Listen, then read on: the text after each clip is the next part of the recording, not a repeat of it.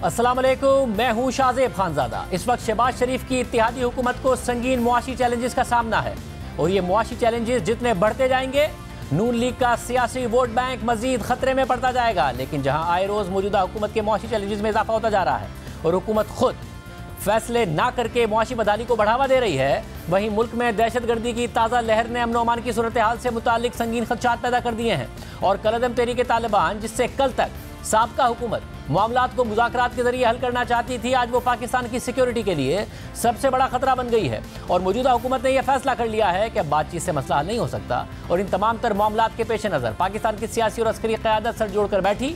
वज़ीर आज़म की सरबराही में कौमी सलामती कमेटी का जुमे के बाद आज दूसरा इजलास हुआ जो 6 घंटे तक जारी रहा, जिसमें मुल्क में मुआशी चैलेंजेस और दहशतगर्दी के चैलेंजेस का जायजा लिया गया। साथ ही इस इजलास में मुल्की वक़ार और मुल्की खुद मुख्तारी को मुआशी आज़ादी के साथ जोड़ दिया गया है और दहशतगर्दी के खिलाफ सख्त इक़दाम उठाने का फैसला किया गया है। कौमी सलामती कमेटी के जारी करदा एलामिये के मुताबिक नेशनल सिक्योरिटी कमेटी ने इस बात पर जोर दिया है कि एक जामे कौमी सलामती मुआशी सिक्योरिटी के गिर्द घूमती है और मुआशी आज़ादी के बगैर मुल्की खुद मुख्तारी या वक़ार दबाव में आ जाता है। एलामिये के मुताबिक इजलास में मुल्की मुआशी सूरत हाल का तफसीली जायजा लिया गया और उन चैलेंजेस का भी जायजा लिया गया जिनका सामना आम पाकिस्तानी कर रहे हैं, खासतौर पर पाकिस्तान की लोअर और मिडिल क्लास। एलामिये के मुताबिक वज़ीर ख़जाना ने कौमी सलामती कमेटी को मुआशी इस्तेहकाम और हुकूमती रोड मैप से मुताल्लिक ब्रीफिंग दी है, जिसमें आलमी मालियाती इदारों के साथ होने वाली बातचीत के स्टेटस से भी आगाह किया गया है। साथ ही बाहिमी मफादात की बुनियाद पर दीगर मालियाती ऑप्शंस और आम लोगों को रिलीफ देने के इकदाम पर भी ब्रीफिंग दी गई। एलामिये के मुताबिक मईशत को मजबूत करने के लिए कमेटी ने ठोस इकदाम लेने पर इत्तफाक किया है, जिसमें इम्पोर्ट रैशनलाइजेशन और गैर कानूनी तौर पर करेंसी के आउटफ्लो और हवाला के कारोबार को रोकना शामिल है। साथ ही एग्रीकल्चरल आउटपुट और फूड सिक्योरिटी को यकीनी बनाने के लिए मैन्युफैक्चरिंग सेक्टर में बेहतरी लाने, रोजगार और इम्पोर्ट सब्स्टिट्यूशन पर जोर दिया जाएगा। एलामिये के मुताबिक यह फैसला किया गया है कि अवामी बेहतरी के लिए मुआशी पॉलिसीज बनाई जाएंगी और निचली सतह तक समरात की मुंतकली तरजीह रहेगी। एलामिये के मुताबिक कमेटी को मुल्क की सिक्योरिटी सूरत हाल से मुताल्लिक भी आगाह किया गया है, खासतौर पर बलोचिस्तान और खैबर पख्तूनख्वा में हालिया दहशतगर्दी के वाक़यात से मुताल्लिक वज़ीर आज़म ने इस बात पर जोर दिया है कि दहशतगर्दी के खिलाफ जंग को वफाकी और सूबाई हुकूमतें नेशनल एक्शन प्लान के तहत लीड करेंगी और अफवाज पाकिस्तान दहशतगर्दी की रोकथाम और साजगार माहौल के लिए अपनी खिदमात सर अंजाम देंगी। सूबाई एपेक्स कमेटियों को बहाल किया जाएगा। कानून नाफिज करने वाले इदारों बिलखुसूस CTD को मतलूबा सलाहियतों के साथ जंगी मयार तक लाया जाएगा। एलामिये के मुताबिक किसी भी मुल्क को दहशतगर्दों को पनागाहें और सहूलतें फराहम करने की इजाज़त नहीं दी जाएगी। पाकिस्तान इस सिलसिले में अपने लोगों के तहफ़्फ़ुज़ के तमाम हुकूक महफूज रखता है। एलामिये के मुताबिक कौमी सलामती कमेटी ने पाकिस्तान में दहशतगर्दी के खिलाफ ज़ीरो टॉलरेंस के अपने फैसले को दोहराया है। दहशतगर्दी के खिलाफ रियासत की पूरी ताकत से निपटा जाएगा। पाकिस्तान की सलामती पर कोई समझौता नहीं किया जा सकता। पाकिस्तान की सरजमीन के एक एक इंच पर रियासत की मुकम्मल रिट बरकरार रखी जाएगी। अब जहां कौमी सलामती कमेटी का दहशतगर्दी से मुताल्लिक बयान सामने आया है, तो वहीं दूसरी तरफ अफगानिस्तान और पाकिस्तान की हुकूमत के दरमियान कशीदगी पैदा हो गई है। दोनों तरफ से सख्त बयानात का तबादला देखने में आया है। अब से 2 दिन पहले वफाकी वज़ीर दाखिला राना सनाउल्लाह का यह बयान सामने आया कि हम अफगानिस्तान को तहरीक तालिबान के ठिकानों का बताएंगे और अगर वो ताउन नहीं करेंगे तो ये मुमकिन है कि पाकिस्तान खुद से उन ठिकानों पर हमला करे। वफाकी वज़ीर दाखिला राना सनाउल्लाह के बयान पर अफगानिस्तान की तरफ से भी रद्द-ए-अमल सामने आया है। अफगानिस्तान के सहाफ़ती इदारे तुलू न्यूज़ के मुताबिक अफगानिस्तान की वज़ारत दिफ़ा ने यह बयान जारी किया कि अफगानिस्तान मुल्क की खुद मुख्तारी और इलाकाई सालमियत के तहफ़्फ़ुज़ के लिए तैयार है। ये बयानात भड़काने वाले और बेबुनियाद हैं। कोई भी मसाइल या मामलात हों, इन्हें समझ बूझ के साथ हल करना चाहिए। इस बात के सबूत हैं कि कलअदम तहरीक तालिबान के ठिकाने पाकिस्तान में हैं। जबकि अफगान हुकूमत के तर्जुमान ज़बीउल्लाह मुजाहिद ने इस पर रद्द-ए-अमल देते हुए कहा है कि किसी को भी पाकिस्तान पर हमले की इजाज़त नहीं दी जाएगी। हम पाकिस्तान के साथ अच्छे ताल्लुकात चाहते हैं। पाकिस्तानी हुक्काम को बात करते हुए एहतियात बरतनी चाहिए। किसी भी मुल्क को किसी दूसरे मुल्क की सरजमीन पर हमले का हक नहीं है। दुनिया का कोई भी कानून इसकी इजाज़त नहीं देता। अगर किसी को कोई परेशानी लाहक है तो वो इसे अफगानिस्तान के साथ शेयर कर सकता है, जिसके पास काफ़ी फोर्सेज हैं और वो फोर्सेज एक्शन ले सकती हैं। यानी कलअदम तहरीक तालिबान के हमले इतने बढ़ गए हैं कि ये मामलात पाक अफगान ताल्लुकात पर भी असरअंदाज हो रहे हैं। हालात ये हैं कि पाकिस्तान में गुज़िश्ता 3 सालों से दहशतगर्दी के ट्रेंड में इजाफा देखा जा रहा है। जहां गुज़िश्ता साल 2022 में 2021 के मुकाबले में दहशतगर्दी के वाक़यात में 28% इजाफा देखा गया। Pakistan institute for conflict and security studies की हालिया रिपोर्ट के मुताबिक साल 2022 में मुल्क भर में दहशतगर्दी के 376 वाक़यात हुए, जिसमें 233 अफराद हलाक और 832 जख्मी हुए, जबकि रिपोर्ट के मुताबिक 2017 के बाद पहली मरतबा एक ही साल में 300 से ज़ायद दहशतगर्दी के वाक़यात सामने आए हैं। ये एक इंतहाई तशवीशनाक सूरत हाल है, जहाँ सिक्योरिटी माहिरीन भी इस खदशे का इजहार कर रहे हैं कि रवां साल दहशतगर्दी के वाक़यात में मज़ीद इजाफा हो सकता है। हमारे साथ वज़ीर दिफा ख्वाजा आसिफ साहब मौजूद हैं। ख्वाजा साहब, बहुत शुक्रिया हमें ज्वाइन करने के लिए। आप भी इजलास में मौजूद थे, मईशत के हवाले से भी बात हुई, दहशतगर्दी के हवाले से भी बात हुई। ख्वाजा साहब, ये फैसला किया गया है कि अब मुज़ाकरात और सीज़ फायर जो तहरीक तालिबान के साथ हैं, ये मामलात के साथ आगे नहीं बढ़ा जा सकता है। हमने माजी में भी देख लिया, माजी बईद में भी, माजी करीब में भी, एक्शन के साथ ही आगे बढ़ा जा सकता है। बिस्मिल्लाहिर्रहमानिर्रहीम। शाहज़ेब, आपने बड़ी तफसील के साथ जो भी डिस्कशन हुई है NSC में और जो भी फैसले हुए हैं उनके मतलब आपने ऑलरेडी बता दिया है। मैं उनको इंडोर्स ही कर सकता हूँ, उसमें कोई ऐड या सब्सट्रैक्ट तो नहीं कर सकता। लेकिन जो आपने बताया है अभी दहशतगर्दी के मतलब, इस वक्त सबसे ज़्यादा सूबा जो है जो इफ़ेक्ट हुआ है दहशतगर्दी से, वो जो if I am correct recalling the figure, 58% दहशतगर्दी के वाक़यात जो है ना वो KP में हुए हैं, खैबर पख्तूनख्वा में हुए हैं। उसके बाद दूसरे नंबर पे बलूचिस्तान में। बेसिकली इन दोनों सूबों में जो भी दहशतगर्दी हो रही है उसका जो रीज़न या उसका जो कम्प्लेक्शन है वो थोड़ा डिफरेंट है। यहाँ पे TTP का एक पुराना ताने बाने हैं फाटा में और दूसरी जगह पे, और उसका एक एथनिक जो है ना, एथनिक कम रिलीजियस एथनिक जो है ना वो कलर है।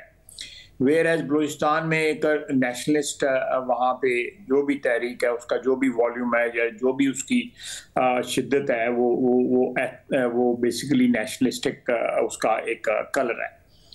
तो इन दोनों पे चीज़ों पे बड़ी डिस्कशन हुई है। सिंध में बहुत कम है दहशतगर्दी, पंजाब में बहुत कम है दहशतगर्दी के वाक़यात जो हैं। अल्लाह ताला सारे पाकिस्तान को महफूज रखे, सारे सूबों को महफूज रखे इस दहशतगर्दी से। लेकिन जो आपने बात की है, हमने अफगानिस्तान हुकूमत को ये कहा है और आइंदा भी कहेंगे, रिकॉल करवाएंगे उनसे कि आपने दोहा एग्रीमेंट में आपने कहा था कि आपकी सरजमीन किसी मुल्क के लिए दहशतगर्दी के लिए इस्तेमाल नहीं होगी। लेकिन इस वक्त जो है पाकिस्तान के खिलाफ जो है उनकी सरजमीन जो है, अफगानिस्तान का सॉइल जो है, हमारे एक ब्रादर मुल्क का सॉइल जो है वो दहशतगर्दी के लिए इस्तेमाल हो रहा है। और उसके रीजंस हैं, उसके एक तारीखी पस मंजर है जिसमें TTP ने TTA के साथ मिलके जो है अमरीकी तसल्लुत या नेटो फोर्सेस के खिलाफ जो है जंग लड़ी हुई है। उनका एक ताल्लुक है, उनका एक रिश्ता है जो सारी दुनिया जानती है, हमें बताने की ज़रूरत नहीं है। हमारी हमेशा ये दरख्वास्त रही है जब से तालिबान जो है वो बरसर इक़्तिदार आए हैं कि आप ये TTP को पाकिस्तान में जो है दहशतगर्दी के वाक़या से रोकें। ये आपकी दोहा एग्रीमेंट के मुताबिक भी जो है एक ऑब्लिगेशन है, और साथ जो हमारे बरादराना और हमसायाना जो ताल्लुकात हैं उनकी भी एक ताल्लुकात को अगर पस मंजर पेश नज़र रखें तो उसकी भी एक ये ऑब्लिगेशन जो है, एक फ़र्ज बनता है काबिल का कि वो इन लोगों को रोकें और पाकिस्तान के अंदर खलफशार की जो है वो एक सूरत हाल पैदा ना करें। इस सिलसिले में हम उनसे राब्ते में हैं और हमें उम्मीद है कि जो भी हमारे ताल्लुकात हैं, उसके जो भी हमारे माजी में ताल्लुकात रहे हुए हैं, जो आज ताल्लुकात रहे हैं, या जो भी हमने उनके मुख्तलिफ औकात के ऊपर जो रोल हमने प्ले किया है पाकिस्तान और अफगानिस्तान के मुश्तरका इंटरेस्ट में, उसको पेश नज़र रखते हुए वो इस दहशतगर्दी की जो लहर जो है पाकिस्तान में जो नई उठी है उसको कंट्रोल करेंगे और उनकी सरजमीन से जो हमारे खिलाफ कार्रवाइयाँ हो रही हैं उनको रोकेंगे। हमें पूरी उम्मीद है इसकी। मगर इसमें मसला ये है कि अब उनकी तरफ से कहा जा रहा है कि ये हमले पाकिस्तान के अंदर से ही हो रहे हैं, और जब अफगानिस्तान में हुकूमत आई तालिबान की तो ये तो हुआ। आपके लिए बात दुरुस्त नहीं है, मगर ऐसा तो हुआ ना कि जब पे उनके पाकिस्तान का 1 इंच भी उनके कब्जे में नहीं है, 1 इंच भी उनके इन्फ्लुएंस में नहीं है। ये सारा जो है सरहद पार से वो आ रहे हैं और यहाँ आके ये कार्रवाई कर रहे हैं। यहाँ पे हो सकता है कुछ स्लीपर सेल्स वगैरह उनके हों, लेकिन उनकी प्रेजेंस जो है, ओवरवेलमिंग प्रेजेंस जो है, वो इस वक्त अफगानिस्तान के सॉइल पे है। सब मगर जब अफगानिस्तान मगर ऐसा तो हुआ ना ख्वाजा साहब कि जब अफगानिस्तान में तालिबान की हुकूमत आई तो माजी की गलतियों से ना सीखते हुए हमने एक दफ़ा फिर पाकिस्तानी तालिबान से मुज़ाकरात का फैसला किया, उन्हें रीसेटल करने का फैसला किया, इस उम्मीद में कि वो पुरअमन शहरी बन जाएंगे। ये ऑन रिकॉर्ड स्टेटमेंट मौजूद है इमरान खान साहब का, जो उन्होंने टर्किश टीवी को दिया था कि वो पुरअमन शहरी बन जाएंगे और अफगान तालिबान हमसे कह रहे हैं इनसे मुज़ाकरात कर लें। अब भी वो कह रहे हैं इमरान खान साहब कि जी बिल्कुल हमने मुज़ाकरात किए थे, सेटल हुए थे। तहरीक इंसाफ कहती है कि फ़ौज भी इस पर ऑन बोर्ड थी, तो रीसेटल तो हुए ना यहाँ पर आके, तो वो कर रहे हैं जो कि हमने सोचा कि वो पुरअमन शहरी बन जाएंगे, वो कर रहे हैं या कौन कर रहा है? देखें, ये जो इमरान खान साहब जो बात कर रहे हैं, ये ब्रीफिंग जो है पार्लियामेंट को जनरल बाजवा साहब ने और जनरल फैज हमीद साहब ने ये ब्रीफिंग जो है ना दी थी। उस ब्रीफिंग में एक दफ़ा नहीं की, मेरा ख्याल है कि 3 दफ़ा ये ब्रीफिंग दी गई नेशनल असेंबली को। नेशनल असेंबली सारी तो नहीं थी, नेशनल असेंबली और सेनेट के जो एक सिलेक्टेड गैदरिंग थी, जो खासी बड़ी गैदरिंग थी, जिसको ब्रीफिंग दी गई, जिसमें ये मुज़ाकरात का जो पस मंज़र है या उसमें जो पेशरफ्त है वो बताई गई। ये बिल्कुल दुरुस्त कह रहे हैं वो, लेकिन उसका कोई नतीजा नहीं निकला। हमने उस एग्रीमेंट, जो मेरा ख्याल है कि जो एग्रीमेंट कोई नहीं हुआ था, एक दरवाज़ा ज़रूर खोला गया था, गुफ्तगू का जो है उसका जो है एक किस्म का इनिशिएटिव लिया गया था, लेकिन कोई कंक्लूजन नहीं हुआ था। उसके तहत जो है कुछ लोग जो है, if I remember it correctly, मेरी याददाश्त अगर सही काम कर रही है, कुछ लोगों को रिहा भी किया गया था जो हमारी कस्टडी में थे। और उसके बाद जो है वो कुछ लोग जो है यहाँ पे वापस भी आए, सवात में वापस आए, कुछ और एरिया जो है फॉर्मर जो फाटा है उसमें वापस आए। लेकिन ये कोई रीसेटलमेंट प्रोग्राम ऑर्गेनाइज किसी एग्रीमेंट के तहत नहीं था, ये गुफ्तगू के दरमियान हुआ। हमारा उनके साथ अभी तक कोई एग्रीमेंट नहीं हुआ।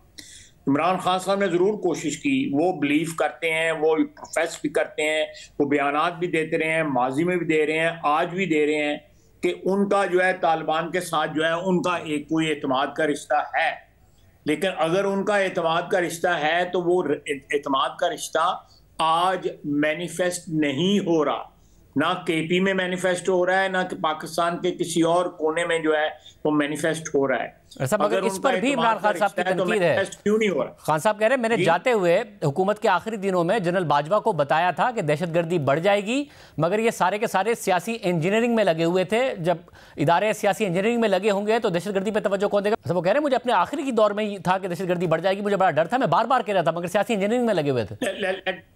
Let me respond to it. Shahzeb, ये जो वो कह रहे हैं कि वो पॉलिटिकल इंजीनियरिंग कर रहे थे, ये अपने दुख जो है बार बार जो है बयान कर रहे हैं। हम एक नेशनल इशू की बात कर रहे हैं, एक कौमी प्रॉब्लम की बात कर रहे हैं जो पार्टिजन नहीं है, जिसमें कोई फरीक नहीं है, उसमें कौम एक फरीक है, पूरी पाकिस्तानी कौम एक फरीक है। ये दोबारा अपने दुख ले बैठते हैं कि जी मैं पॉलिटिकल इंजीनियरिंग में लिए होते। 2018 में जो इंजीनियरिंग हुई थी उसका कोई इनको ख्याल नहीं हुआ। जिसने इनको बर्थ दी, जिसकी पैदाइश जो है, सियासी पैदाइश जो है जिस शख्स की, उस इंजीनियरिंग की वजह से हुई, 2018 में हुई थी, उसका कोई ख्याल नहीं आता। अगर वोट ऑफ नो कॉन्फिडेंस जो है पार्लियामेंट ने किया था, उसमें जनरल बाजवा का क्या लेना देना है?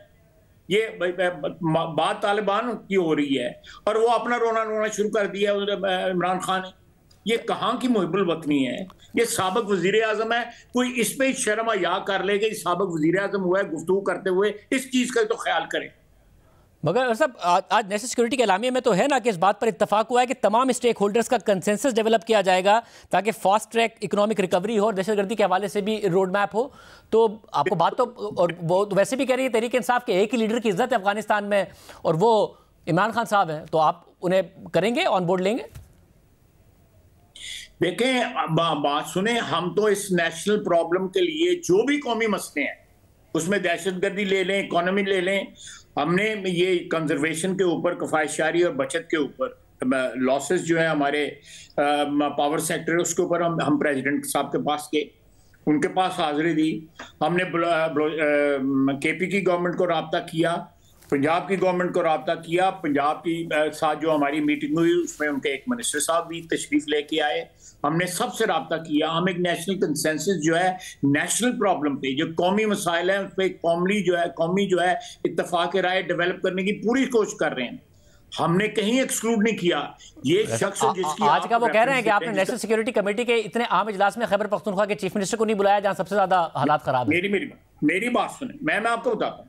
मुझे बताएं कि कितने नेशनल सिक्योरिटी के इजलास जो हैं वो केपी के जब इमरान खान हुक्मरान थे, कितने सिंध के कितने लोगों को बुलाया गया उस वहां पे? मुराद अली शाह को कहाँ बुलाया गया है? और दूसरा बात है, ये कानूनी और आईनी जो है रिक्वायरमेंट नहीं है।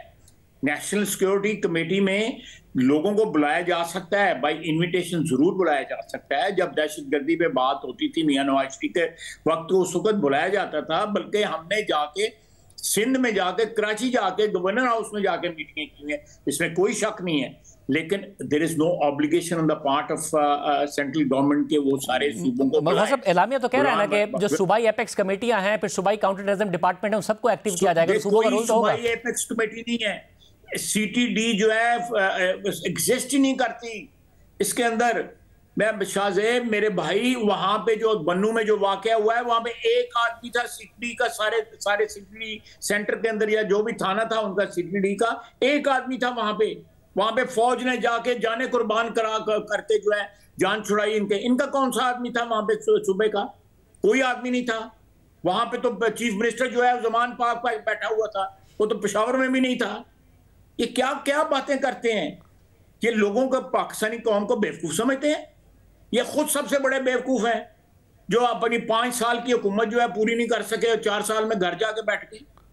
ये एक वोट ऑफ नो कॉन्फिडेंस के खिलाफ हुआ है। इनको रोना किस बात का है? जनरल बाजवा बार बार किधर आ गया? मगर वो जनरल बाजवा के साथ मौजूदा एस्टैब्लिशमेंट को भी कह रहे हैं, अगर कंसेंसस डेवलप करना है, कंसेंसस तो उनका मौजूदा एस्टैब्लिशमेंट को भी वो कह रहे हैं कि पंजाब में हमारे लोगों को कह रहे, पंजाब में हमारे लोगों को ये कह रही है एस्टैब्लिशमेंट कि आपने वोट ऑफ कॉन्फिडेंस में न्यूट्रल रहना है। वो मौजूदा एस्टैब्लिशमेंट पर भी इल्जाम लगा रहे हैं। आप कह रहे हैं जनरल बाजवा का सेटअप अभी यहाँ मौजूद है। देखें, वो तो हर शख्स पे जाके इल्जाम लगा देंगे। उन्होंने अमेरिका पे भी इल्जाम लगा दिया, उन्होंने फौज पे भी इल्जाम लगा दिया, उन्होंने ISI पे भी इल्जाम लगा दिया, फिर इल्जाम लगा के वापस भी ले लिया, फिर माफी तलाफी का भी जो है उनके तरले मिन्नतें भी करने शुरू कर दिए।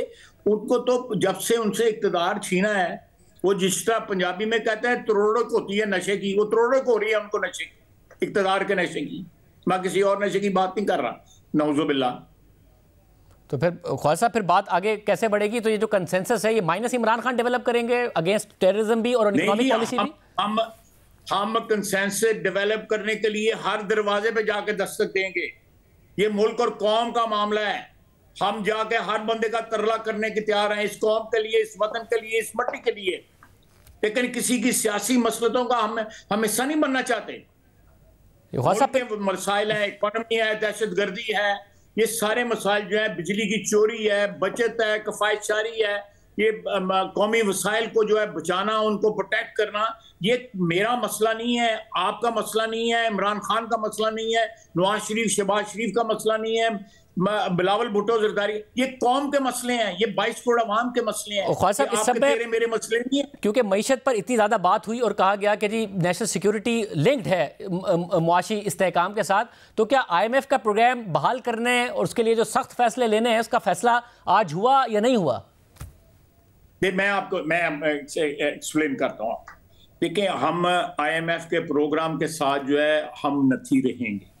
मैं आपको ये बात जो है बता रहा हूँ कि हम नथी रहेंगे। हमारे पास there is very little room to play. हमारे पास कोई ऑप्शंस नहीं है इस वक्त।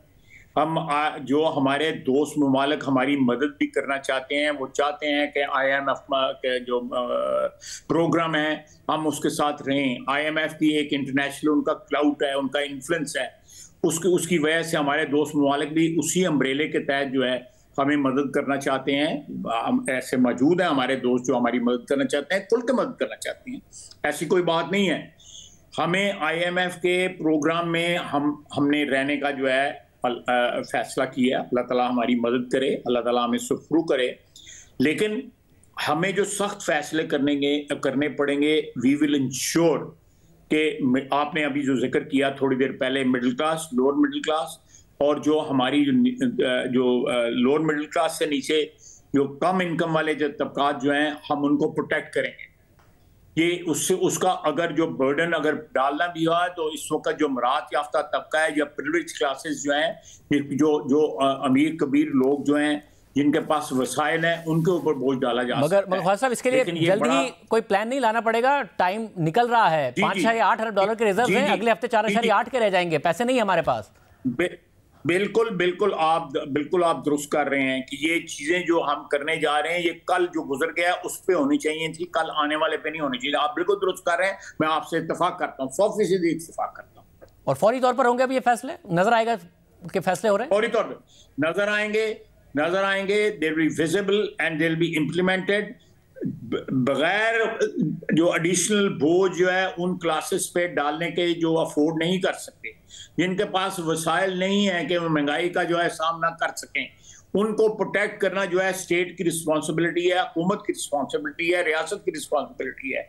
लेकिन जो मराहत याफ्ता तबका है, मैं उनको डिफाइन नहीं करना चाहता, मैं अगर बड़ी सियासी गुफ्तगू हो जाएगी, मैं उनको डिफाइन नहीं करना चाहता कि हमारा मराहत याफ्ता तबका जो है चंद लोग या चंद फीसद लोग जो हैं, चंद लाख या 1 करोड़ 2 करोड़ लोग जो है वो 22 करोड़ लोगों के एक्सपेंस के ऊपर अपनी जिंदगी गुजार रहे हैं। और जिस तरह वो जिंदगी गुजार रहे हैं आपको भी पता है, मुझे भी पता है। बहुत शुक्रिया साहब। देखते हैं कि क्या इस हवाले से हुकूमत इक़दाम करती है, इस हवाले से बात भी करेंगे क्या हो रहा है फाइनेंस मिनिस्ट्री में। और आज इमरान खान ने बड़ी नई अहम बातें की हैं, वो भी आपके सामने रखते हैं ब्रेक के बाद।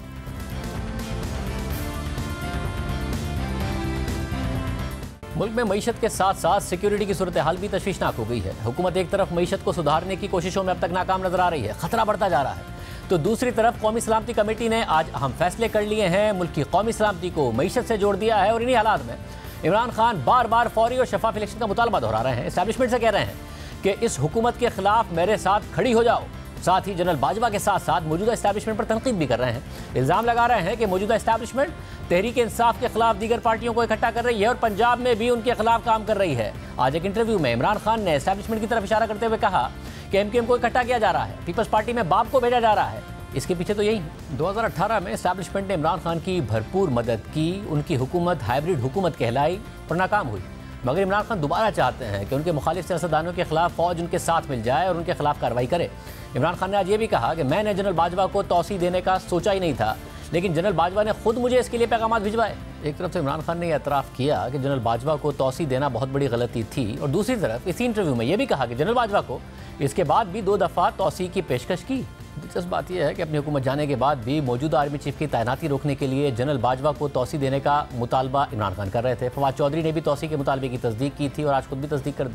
पहली तौसी को गलती कह रहे हैं और फिर बाद में भी 2 दफ़ा तौसी देने की ऑफ़र का एतराफ़ कर रहे हैं। हालांकि आज इमरान खान ने इल्ज़ाम आयद किया कि जनरल बाजवा ने अपनी पहली तौसी पर कानून साजी के दौरान अपोजिशन खासतौर पर नून लीग से डील कर ली थी और मुझे मालूमात आ रही थी कि वो शहबाज शरीफ के बहुत करीब थे।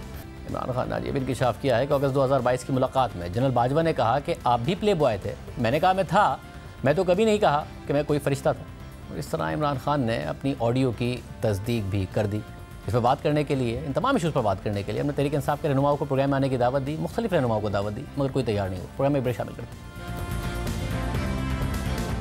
मैं दोबारा खुशामदीद नाज़रीन। मुआशी गैर-यकीनी ख़त्म करने के लिए हुकूमत को IMF प्रोग्राम की फौरी बहाली दरकार है, उसके लिए सख्त फैसले करने हैं। और सोने पे सुहागा ये है कि दिसंबर के महीने में टैक्स का तकरीबन 225 अरब रुपए का टारगेट के मुकाबले में शॉर्टफॉल है। 965 अरब रुपए का टारगेट था, 740 अरब रुपए जमा किए हैं। हुकूमत कह रही है कि फैसले हो गए हैं। नेशनल सिक्योरिटी कमेटी का एलामिया कह रहा है कि मईशत के हवाले से फैसले होंगे। हमारे साथ मेहताब हैदर मौजूद हैं, नुमाइंदा द न्यूज़। मेहताब साहब बहुत शुक्रिया। कुछ फैसले हो रहे हैं, क्या हो रहे हैं? एक बड़ा शॉर्टफॉल है IMF प्रोग्राम की बहाली के लिए, हुकूमत कह रही है कि हम हर हाल में IMF के साथ रहेंगे। देखिए, बुनियादी तौर पे ये जो आज NSC की मीटिंग हुई है उसके एलामिया को अगर आप पढ़ें तो उसमें इंपोर्ट रैशनलाइजेशन की बात की गई है। और एक चीज़ जो है वो कंफर्म की जा सकती है कि अब ये फैसला हो चुका है कि हुकूमत जो है वो फ्लड लेवी जो है वो लगाएगी। 1 से 3% की रेंज होगी इसकी, और जिससे बुनियादी तखमीना ये है कि अगले जो 6 माह हैं उनके अंदर कुछ 60 अरब रुपए जमा करने हैं। आपको पता है कि FBR का भी शॉर्टफॉल है, और दूसरी तरफ जो पेट्रोलियम डेवलपमेंट लेवी का कुछ 850 रुपए का टारगेट था उसके अंदर भी शॉर्टफॉल है। तो बुनियादी तौर पे लेवी लगाने का मकसद ये है कि ये फेडरल डिविजिबल पूल का हिस्सा ना बने, और वो जो टैक्स है वो फेडरल गवर्नमेंट के पास ही रहे और सूबों के पास वो नहीं जाएगा। तो जो एक ओवरऑल जो फिजिकल कंसोलिडेशन और फिजिकल मेजर्स की ज़रूरत है वो हुकूमत जो है वो करने जा रही है और आइंदा चंद दिनों में इसके बारे में फैसला होगा। जैसे कि आपको पता है कि एक डोनर्स कॉन्फ्रेंस हो रही है 9 जनवरी को जिनेवा में और साइड लाइन्स पे फाइनेंस मिनिस्टर इसहाक डार साहब की मीटिंग मुतवक्को है, जो IMF का डेलीगेशन भी वहाँ पे आ रहा है।